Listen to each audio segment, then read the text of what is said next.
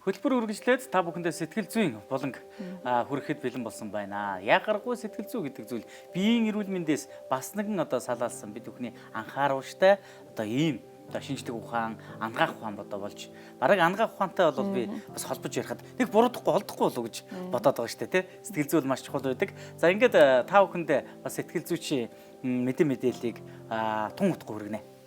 Амралтын хөтөлбөртэй хамт байгаа эрхэм үзэгч та бүхэндээ баярлалаа. За үргэлжлүүлэн сэтгэл зүйн болон танд хүрэхэд бэлэн болсон байна. Яг одоо студид маань сэтгэл зүйч намуу хүрэлцэн ирсэн байна. Амралтын өдрийн минь төргий танд. Баярлалаа. Бүгдд нь амралтын өдрийн минь.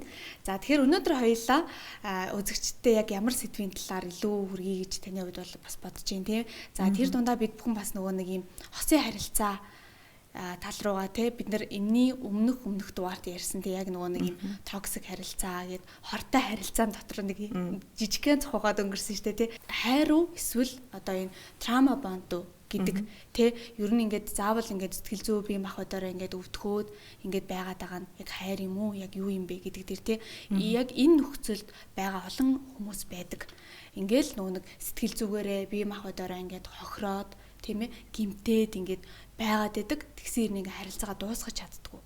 Тэгэхээр энэ яг ямар учиртай харилцаа вэ гэдэг дээр ярилцъя. Хайрлаад байгаа юм шиг хэрнээ тэр хүний гимтэйгээд байдаг харилцаа байдаг. За хөхөрч харагдаж болдог.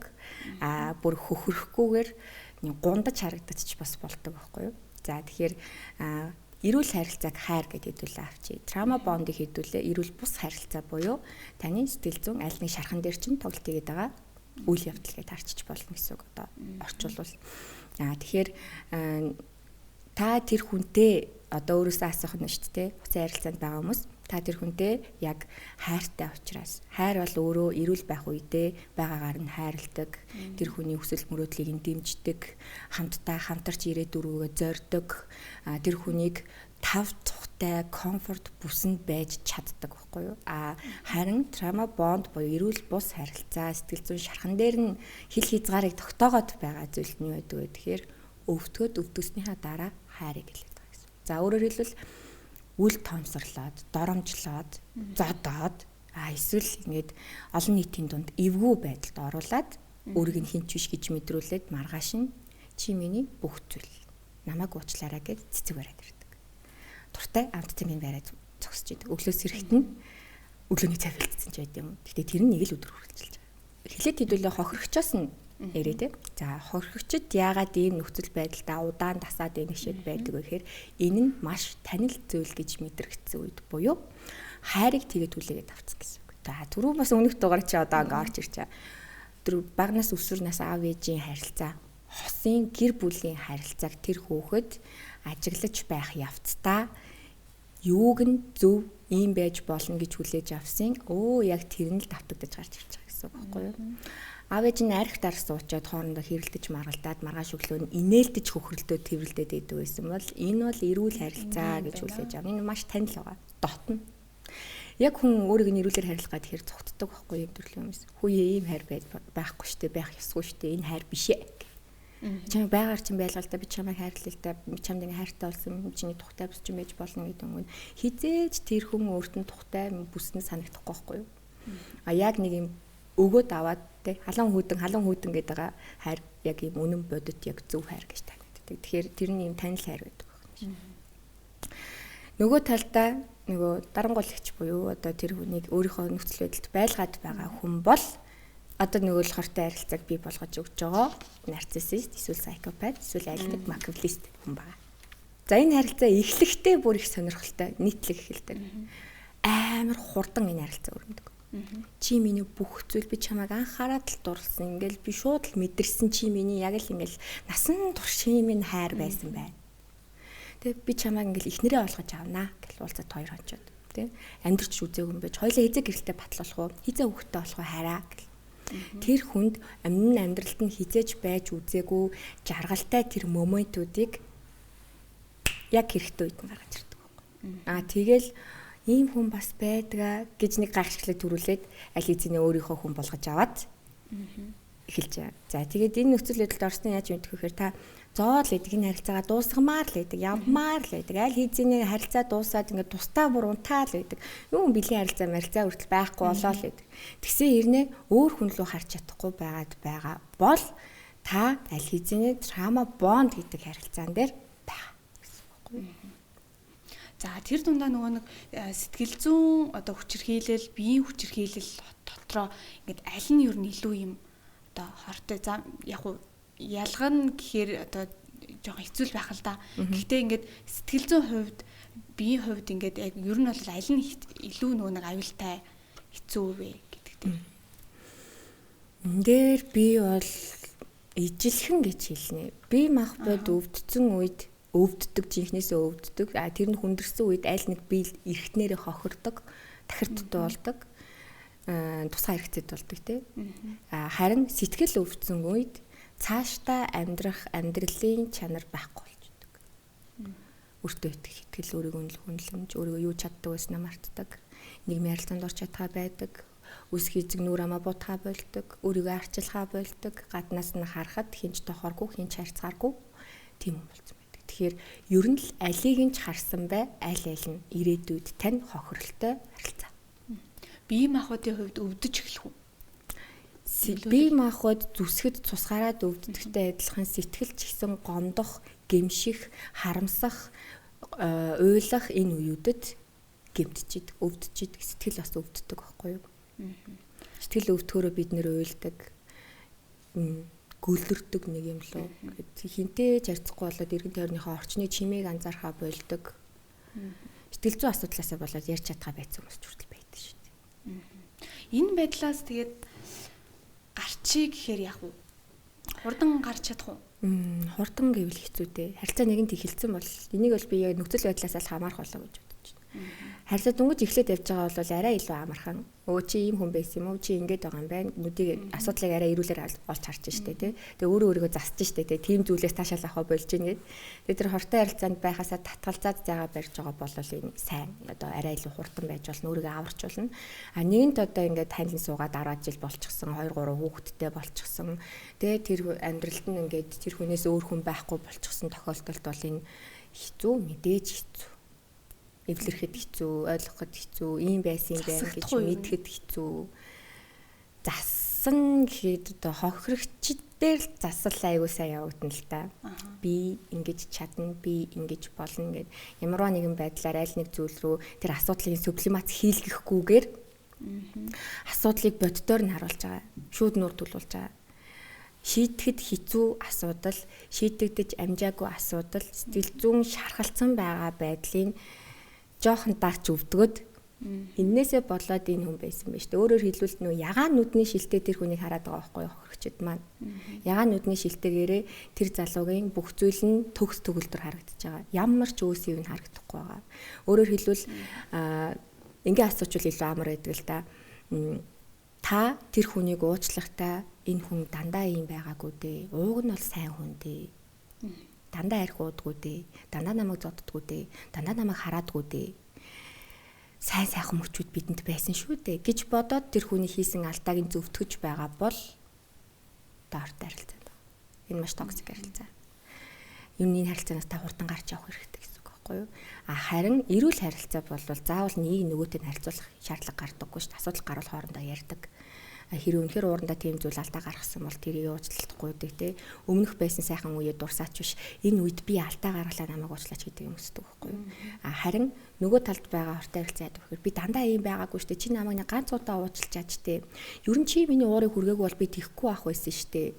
Чи ер нь ийм залхуу байгаагүй бол би ерөөсөө арх уухгүй ах байсан штэ гэдэг байдлаар нөгөө хүнд буруу тохиж өөрийгөө зөвтгөөд байгаа бол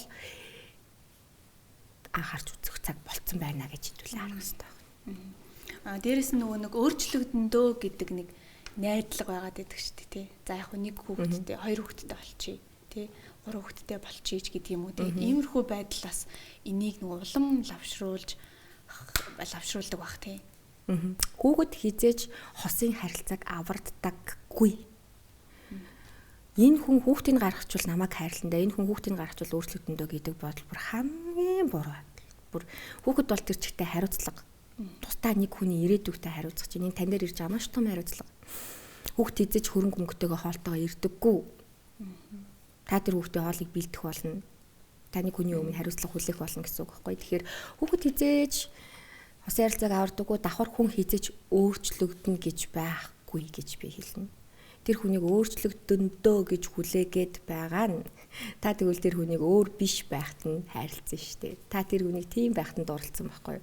Тэгэхээр sorry тэр хизээж танд хор хөнөөл үзүүлээд байгаа харилцаанаас тэр хүн өөрчлөгдчихвөл та өөрөө тэр хүний хажууд байхгүй байхгүй. Тэг хүнийг хүн өөрчлөн гэж байдгүй хүнийг хүн өөрөө л өөрчилдөг байхгүй юу?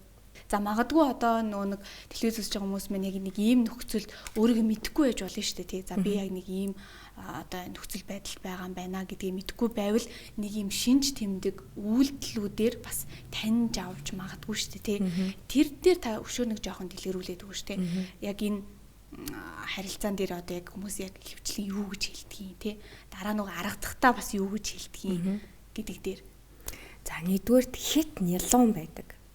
Миний амьдралын цорын ганц учирсан цэцэг навчис дэлгэр минь юу яасан юу. Би чинь хандаа л хайртай юм байгаа юм.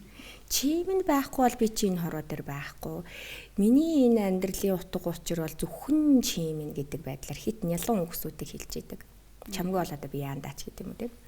За хоёрдугаарт яг өвтгөөд маргааш нь бэлэг бариад энэ үйлдэлд автагддаг ойрхон. Тэгэл юм бол нэг агсан тавиад зодсныхаа дараа юм бол нэг хүнийг харааж доромжилсныхаа дараа юу ч болоогүй юм шиг маргааш нэг цэцгээ барьж ирээл ингээл. Би хичээгээд байна штэ. Би чамайг ойлгох гээд би чиний төлөө ингээд хахад нэг чи жоохон эфорт гаргаж болохгүй юу те гэдэг байдлаар тавтагддаг. Гуравт нь тэр хүн өөрийнхөө алдаа дутагдлыг хизээж хүлээн зөвшөөрдөггүй. Аман дээрээ тимээний буруу. Гэхдээ энэ бүхний эхлэл нь чи байсан гэдэг байдлаар. Жишээ авал та тий өөрөө ингээд барьж явж байгаад эндээс босохдоо энэ аягийг унгааж хагалчаад энэ аягийг энд тавьсан чиний буруу гэж хэлж байгаа нь энэ байдалд оруулж байгаа гэсэн үг байхгүй. Хэрвээ ийм л байгаа бол та маш эрүүл бус хортой харилцаанд байна. Энэ бол таны сэтгэл зүйн айл нэг шархан дээр чинь дараад таныг өвтгөөд хажуудаа уяад байгаа харилцаа байна. Энэ бол яг нэг тийм эрүүл сайхан гоё яд жаргалтай харилцаа биш байна гэж та дүгнэх хэрэгтэй. Тэгэхээр одоо яг ийм нөхцөлдөө эсвэл үргэлжлүүлэлт байгаад ах юм уу? Эсвэл өөрийгөө юм уу? Эсвэл тэр хүнтэйгээ одоо сэтгэл зүйчдэр очдог ч юм уу? Энэ дээр ямар нэгэн байдлаар гарц гаргалгаа юу байгаа юу? Хосын зөвлөгөө авч болно. Яг авах хэрэгтэй гэхээр хэрвээ та ийм байдал байгаа нэгд оройтсон гэдгээ мэдсэн бол аль хэзээний хүүхдүүд чинь том болоод одоо ингээд амьдарч байгаа болвол тэр нөхцөл байдал дээрээс та эхлээд өөрийгөө засах хэрэгтэй л гэж хэлнэ л дээ. Энэ нөхцөл байдлаас таашаал авч амьдартгаа бол та юунаас нь таашаал авдгийг өвдгөөд байгаад нь таашаал аваад байгаа юм уу? Эсвэл таны буруу татгаад нь таашаал аваад идэв юм уу? Та ер нь энэ хосынхаа харилцааг эрүүл болгохын тулд хизээ нүдэ нээсэн байна. Тэр цагтаа мэрэгчлэлтэн дээр очиж зөвлөгөө аваад ядаж энэ харилцаагаа өвлөж үлдээхгүй байх дээр анхаарах хэрэгтэй гэсэн үг. Дойрогдсон хүмүүс нь жишээн дээр. Тэгээ нөгөө тал дээр оройтойгүй байвал тэгэл одоо ганц би хүүхэд гаргаагүй дөнгөж эхэлж байгаа харилцаан дээр болвол аль болохоор тэр хүнээс яаралтай улаан тугаа гаргаад таслан зогсоох хэрэгтэй. Блоклох хэрэгцэхгүй болох. Тэрнтэй хамааралгүй болох гэдэг юм байна. Нэрээ тэрийг тийм харилцааг аав ээжийн тийм харилцаа, аавын ч юм уу ээжийн ч юм уу тийм харилцааг харж өсөж байгаа хүүхдэд тэр бол шууд нэрээ магадгүй танил хайр болох байхгүй. Тэр хүүхэд том болоод яг тийм болох магадaltaй гэсэн. Тийм гэр бүлийг цогцлоо гэсэн үг. Нэг бол дарангуулдаг нь болно, нэг бол нөгөө хохирогч нь болно гэсэн үг. Энэ нь өөрөө гэр бүлийн эрүүл харилцаа байхгүй юу? Байж болдог харилцаа. Одоо хүн болгоноос асуухаар ингэдэж штэ нөгөө араар тавилтыг хүлээн зөвшөөрдгүү гэлдэгдэж штэ. Тэгэл зарим нь өнгөдөө байж болно, зарим нь байж болохгүй гэл хоёр талт байгаа. За байж болохгүй гэж үзэж байгаа нь эрүүл гэр бүл төссөн гэж би хэлнэ. Эрүүл гэр бүл төссөн учраас энэ нь таны хүнийгээ сонгосон бол хоёр дахь этгээдийг харилцаагаа дуусгасныхаа дараа сонгох нь зөв юм аа. Энэ нь эрүүл гэр бүлийн харилцаах юм шүү дээ. За эрүүл бус гэр бүлийн харилцаанд араар тавилт байж болно. Яагаад вэ гэхээр тэр хүн өөрийнхөө хүснээ хийж байгаа. Тэр хажууд хүн таалагдахгүй болол гурав дахь сонголтыг хийж байгаа шүү дээ. Үгүй ээ. Хүн эрүүл хүн бол энэ ихний харилцаагаа дуусгаад дараагийн харилцаанд ордог. Гэтэл нэг юм нууц харилцаанд байх нь таатай байгаа дэж илүү амттай. Тэгэхээр энэ бол эрүүл бус гэр бүлийн харилцаа байсан. Өмнөх ямар нэгэн амьдралынхын туршлагуудад хин нэгэн насанд хүрсэн гэр бүл зохиосон хүмүүс нь араар тавьчаад дуудалж ийсэн кейс байж болох байхгүй. Тэгэхээр энэ бол байж болдог зүйл юм байна гэж хүн ойлгосон байж болно. Далд ухамсарт нь ингэ суудсан байж болно. Энэ гэхдээ аль аль нь байж болно л гэсэн үг. Яг энтэй адилхан хортой харилцаанд байгаа одоо ийм токсик гэр бүлийн харилцаатай байгаа ээж аавыг харж өсөж боожж буй таны үр хүүхэд чинь энэ харилцаа нь гэр бүлийн харилцаа юм байна гэдэг ойлголтоор дараагийн гэр бүлийг зохионол гэсэн. Тэгвэл яг эрүүл харилцаагийн мэдрэмж, эрүүл харилцаа нь яг өөрөө яг ямар байдгийг? Эрүүл харилцаа бол нөхцөлгүй хайр байдаг. Ямар нэгэн байдлаар чамайг туслаж, дэмжиж, цааш нь түлхэж өгч байхдаа чи хариуд нь надад тэгээрэй. Би чамд тэгж туслаж байсан бидтэй гэдэг хийзэж нөхцөл тавьдаггүйгээр таныг маш гоёор тайван байлгадаг. Нэгт. Хоёрт нөгөө тайван амар амгалан байдал. Энэ үний хажууд байхад та айдасгүй байх хэрэгтэй. Гэр бүлийн сэтгэл судлаач нарын хоёр хосыг хооронд нь зулаад ингээд зөвлөгөөний үед хамгийн түрүүнд асуудаг асуулт байдаг байхгүй юу? Та гэр бүлийн харилцаанаасаа айдас мэдэрч байсан уу? Байгаа юу? гэдэг асуулт. Байгаа гэж хариулчвал тэр гэр бүлийн харилцаанд асуудал байна гэж үздэг байхгүй юу? Байхгүй гэвэл та зүгээр байна гэж үздэг байхгүй юу? Юу ч тохиолдсон бай. Энэ гэр бүлийн харилцаагаас байхгүй байна гэж. Тэгэхээр таныг тайван айдасгүй байлгадаг. Тэгчхүйдээ ингэчхүйдээ гэдэг айдас байхгүй байх нь байна. Өнөөдөр аяга угаахгүй унтсан ч нөхөр маань намайг загнахгүй гэдэг айдасгүй байх нь байна тий.